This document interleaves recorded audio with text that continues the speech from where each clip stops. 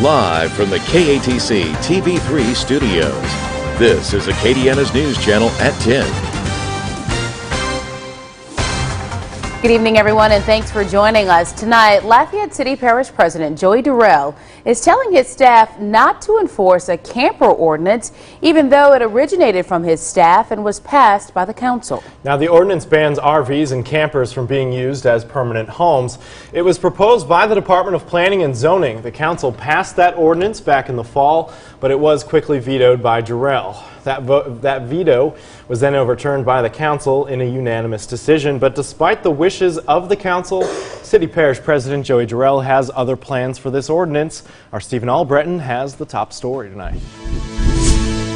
As far as City Parish President Joey Durel is concerned, the ordinance is nothing more than just writing on a piece of paper.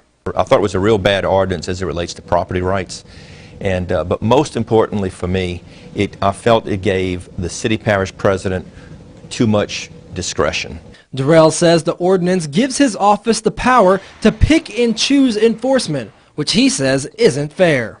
A vindictive city parish president could use this against quote-unquote enemies, or he could reward friends, and I think that's a big mistake. This ordinance uniquely gives us the ability not to enforce it. That by itself tells you that it's got to be fixed.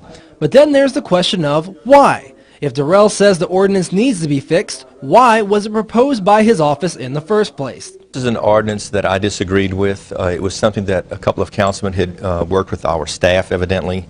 Council President Kevin Nakast says the issue at the heart of the ordinance is something that needs to be addressed.